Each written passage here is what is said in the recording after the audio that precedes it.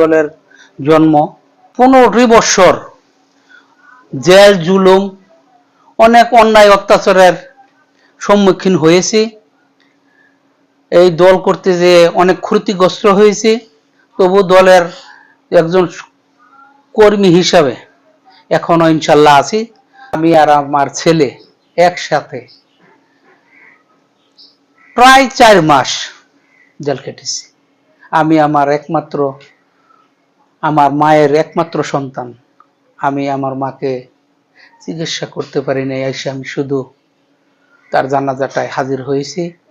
এই দল করতে যে অনেক ক্ষতিগ্রস্ত, তারপরও দুঃখ নাই।